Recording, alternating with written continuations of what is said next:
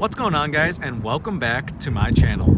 This is my 2023 Alfa Romeo Giulia, and today we're going to be going over the top 10 most asked questions about this car. So if you guys are interested in this kind of content and more content with this car and cars pretty similar to it, be sure to like, comment, and subscribe, and stick around to the end of the video to see what the most asked questions about this car really are. Without further ado, let's get right into this video.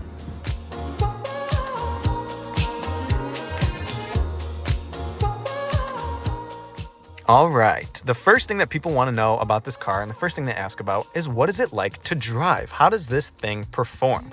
Now, there's two versions of the Giulia that you can buy.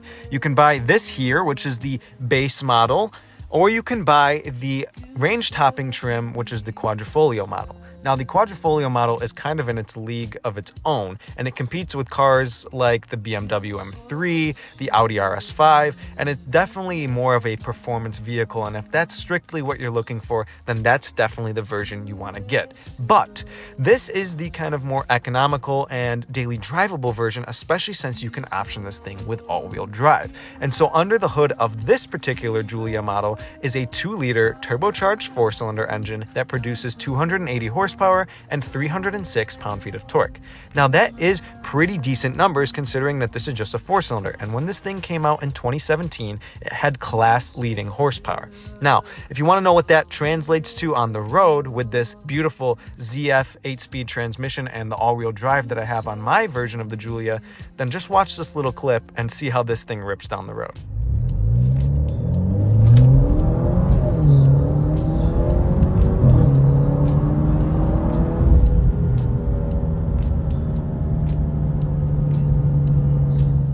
Pretty awesome, right? This thing is a blast to drive. It has phenomenal handling characteristics and a great chassis that just loves to go and hugs these corners, and it's pretty punchy, all things considered. Now, there's also great aftermarket support if you want just a little bit more out of your Giulia. As you could see in the clip there, I have an AFE muffler delete kit fitted to this thing, so it sounds even better than it does from stock. And honestly, guys, this is one of the most fun cars to drive in its segment. So in terms of performance, the Giulia is definitely a great car. Another most asked question is, how reliable are these cars? Now, unfortunately, Italian cars in general, especially Alfa Romeos and Maseratis, get a really bad rap when it comes to reliability. Now, this might have been true in certain ages, decades ago, but I have to say this car has been amazingly reliable.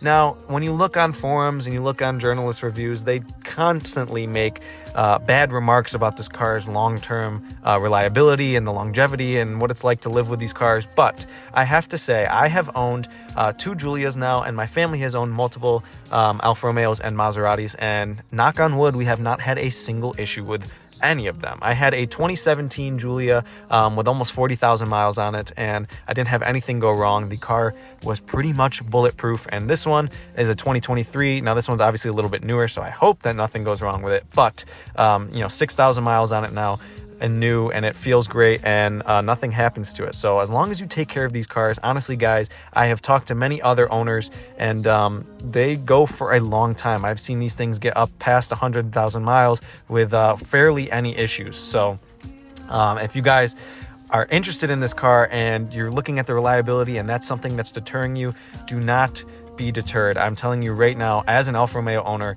that these cars are just as reliable, if not more so, than its other European competitors. Going with the theme of reliability, people ask, what are some of the common issues or things that can go wrong with this car, especially when you're looking at buying one of these things used?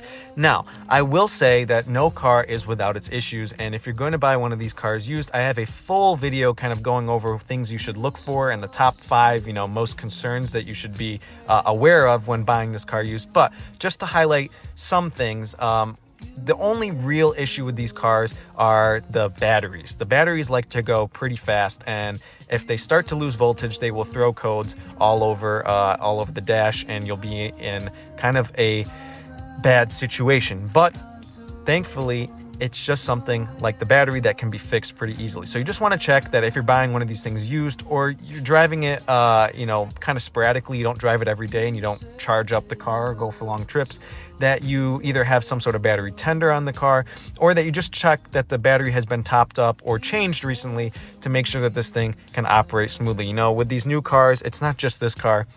These newer model vehicles, everything is electrically controlled, and the battery starts to lose voltage, it kind of freaks out the ECU of the car and throws codes. But again, that's a pretty simple fix. The only other thing that I've noted from other kind of owners that might be somewhat of an issue down the road is some radiator hoses here and there start to crack or get a little bit deteriorated, and the turbo wastegate arm sometimes, for one from factory, is not the best. But again, these are simple things that you can replace early on or check before buying the car, so it makes it pretty easy to fix these things and keep these cars going for a long time. So while no car is perfect, like I said, and this thing does have some common issues that maybe you can look out for. I haven't experienced them personally, but I know other people have. So just check those things, and as long as those are good, then this car will run forever.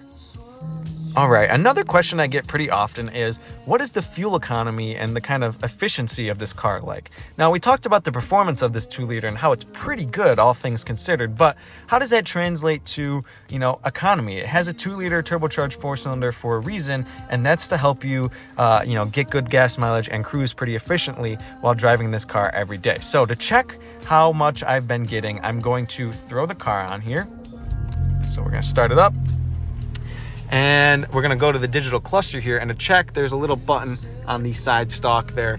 And if we just hit that, then we can see over the course of the 50 miles. Now, these are street miles, so, stop and go traffic miles. I've gotten 18.3 miles to the gallon, and that's just with pretty, I will say I'm pretty heavy footed, so it's pretty aggressive driving. But I have seen in this car with combined and highway driving, on the highway, you can get pretty much 35 miles to the gallon, which is pretty incredible, all things considered, that this is a performance sedan and it also gets 35 miles to the gallon on the highway.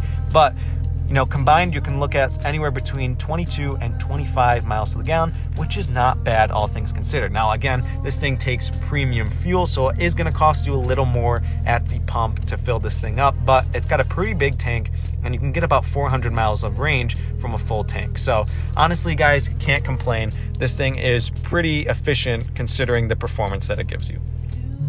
Another question I often get is, what is this thing like to drive in the winter under pretty harsh and inclement weather conditions? If you really want to see what that's like, I do have other videos on my channel of me like ripping this thing in the snow and heavy rains. This is a pretty nice day today, so I can't unfortunately show you what that's like right now. But I will say, with the all-wheel drive model, now I don't know what the rear-wheel drive model handles like, but the all-wheel drive model in all of the modes really is pretty tank-like. This thing will rip through snow and rain, no problem. As long as you have a good set of tires on this thing, you're gonna be just fine. It doesn't slip all that much, and if it does, the traction control is really intrusive, so it cuts you and it saves you from any mishaps or sliding off the road or anything like that. So, I mean, this thing is pretty tanky and bulletproof in the snow as well. So, I mean, I've driven it. I live in upstate New York. It snows like 6 months of the year here, so it's had its fair share of of inclement weather conditions, and it's handled every one of them pretty well. All right, another question I get is, what is the practicality like on this Giulia? So we're going to start here in the trunk, and I'm going to show you the mess I have in the trunk here. But the Giulia has a pretty decent size 13.4 cubic feet of space in the trunk, and I move this out of the way, you can see it a little better there. But it has a pretty decent opening angle, pretty standard for mid-size sedans, but it has a pretty decent amount of space. You can fit, luggage in here, groceries, and just be pretty fine. And then if we take a look at some of the other, aspects of the car here, back seats. Now, back seats are a little bit small, maybe for 5 passengers, but for 4 passengers can fit pretty well. And you have decent storage all over the car. I mean, if you take a look in here, we have storage in the glove box. Door bins are pretty practical. You have two nice cup holders, center console. So, I mean, this Giulia actually is pretty practical considering it is a mid-size performance sedan. A big question that I often get is, what does it take to maintain a car like this? And how is the maintenance cost on upkeeping this Giulia? Now, I will say that Italian cars are a little bit more expensive to own and maintain, especially when you consider that there's just not as many of them or as many dealers out there as, say, something like Audi or BMW. But good news is these cars really aren't that hard to maintain and keep running long. All you need to do is keep up with your oil changes and do your kind of, 50,000, 100,000 mile standard routine maintenances that you would do pretty much on any other car. And this thing has no issues. Now, if you go to a dealer, they will pretty much overcharge you for an oil change. I believe it's anywhere from $300 to $400 for just a simple oil change, which is a little bit outrageous. But if you find any reputable guy that'll do oil changes, on European cars around you, they'll charge you standard fare, anywhere between maybe $50 to $150, and this thing will keep going forever. So really, all you need to do is make sure your tires are in check. I mean, standard stuff that you would do pretty much for any car, but specifically on this car, you want to change the oil between 5 and 10,000 miles. I do recommend the sooner you do it, the better, the more you can get out of this car, the more life, rather. But other than that, this thing just takes standard stuff, and if you stay on top of it, it's not that costly, and it won't cost you anything in repairs down the road either. So standard maintenance, and you'll be golden. Another thing people want to know about this car is, what is it like in terms of safety? If you were to get in an accident or somebody were to hit you, what would happen to the car and to you? And I have to say, this thing is very, very safe in a crash. The EPA rates this 5 out of 5 stars for safety rating, and I would be very inclined to agree with them. And I know this because of personal experience. Now, when I was younger, my father used to own a Giulia Quadrifoglio, and we had a bit of a mouse problem, which caused some wiring issues in the car. And we were driving it one day, and the car, unfortunately, because of some spliced wires, happened to kind of misbehave on the road, and the brakes went out, and all sorts of stuff happened, and we ended up totaling the vehicle. Now, while the front end of the vehicle was severely damaged, the interior of the car was in perfect condition, and both my father and I walked out unscathed. Same scenario, the Giulia I sold, actually, before buying this newer one, my original 2017, was sold to a man pretty local to me, and he gave it to his daughter to drive, and she actually hit a deer in the car and totally wrecked the car, but she again walked unscathed out of the vehicle. So if you're interested in the safety and you're concerned about this being a little bit of a smaller car, a mid-size sedan, do not worry. This thing is super safe, and if anything were to happen to you, just know you would walk out safe from a crash in this vehicle. I would also just like to quickly note that this car has all the standard features like blind spot monitoring, emergency braking, adaptive cruise control. So in the case of anything going wrong, the car is also here to help you, make sure that you get out of an accident or something like that alive. Another major question I get is, what is the cost of this thing? Not only to buy outright or buy off the used market, but to live with and maintain. Now, I kind of discussed some of the maintenance and kind of what it's like to live with this thing in terms of the cost a little bit earlier, but I do want to get more into kind of the financials. So comparing this thing outright price to buy it to its competitors, it does start at a little bit more money. I believe the newer Giulias start, at least the base models, start around $42,000, $43,000 without options, for the base model. And I know that they can get up into the mid 50s, and I believe maybe even low 60s. But most Giulias brand new, like the new 2025, the last model year Giulias, you're going to be looking between 50 and 60 grand to pay for those. But the good thing is, these cars, they do depreciate a little bit, but then they kind of start to hold the value around the 25 to 30 mark in good condition like this. And I actually picked mine up. It was a 2023. I picked it up in 2024, but I only had 2,500 miles on it, and I picked this up for just under 30 grand. So, at 30 grand, this thing is a steal. And if you're comparing on the used market, you're going to look at, if you're looking at something like an A4 or an A5, a BMW 330, all of those are going to probably run you the same outright cost. Now, in terms of maintenance, we did discuss, the oil changes and stuff. This might be a little more expensive to maintain, but honestly, it's totally worth it because you really don't have to do too much to keep these cars running. Again, gas, a full tank of gas, with gas prices right now being just under $4, does cost me about $65 to $70.